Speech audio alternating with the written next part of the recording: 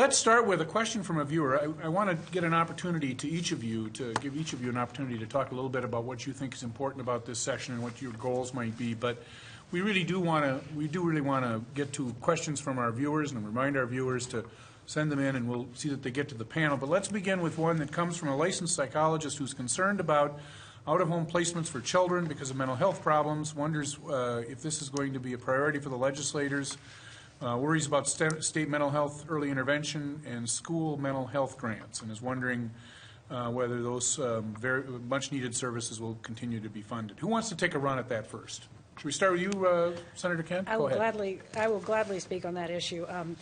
One thing I will say is that there is just an increasing appreciation, I think, throughout the legislature of how important mental health challenges are in all aspects of our state, throughout the life cycle and throughout the institutions that our citizens interact with. I've been involved in the education committees for the past 4 years, still am, and I was really proud last session to pass a bill that increased the number of student support services in our schools for this very reason. Counselors, school psychologists, social workers, nurses, the people who really help identify and support families as their kids are going through some of these challenges so they can help learn. And I know from that experience how crucial it is. I remember talking to some teachers in my area and speaking with a kindergarten teacher who she'd been teaching for several decades, and she talked about the growing incidence of mental health challenges among kindergartners. And that's a gut punch to hear that.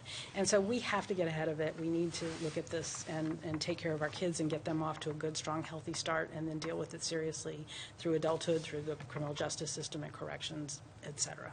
Senator Benson, your thoughts? Well, Minnesota was recently awarded a federal innovation grant, and so we're going to get to develop sort of core across the board interventions for categories of different mental illnesses, different people in crisis. Minnesota gets to do that because we have been a leader in mental health services. And we do have some problems that we need to work on. Our child protection system, as everyone is aware, has faced some pretty big challenges.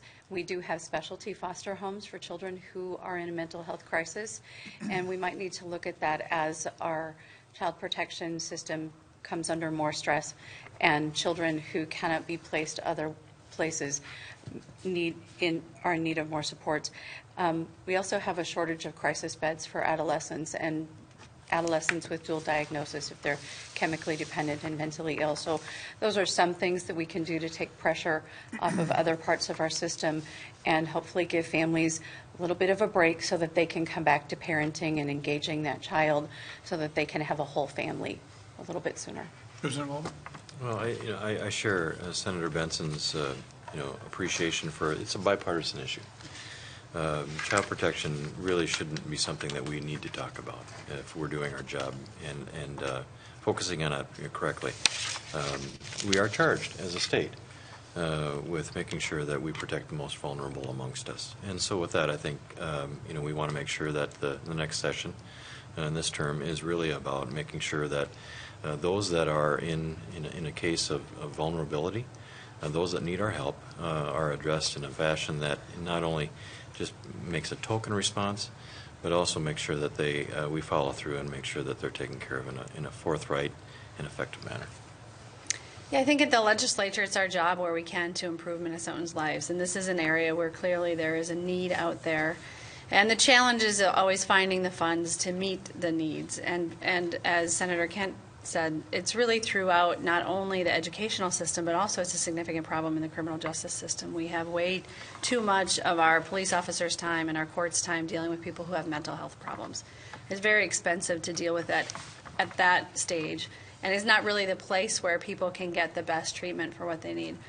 And so I think in the realm of the issues that we deal with at the legislature, this is one that should be very bipartisan. It shouldn't be one where partisan ideological differences prevent us from finding a way to work together to get some resources where they're needed.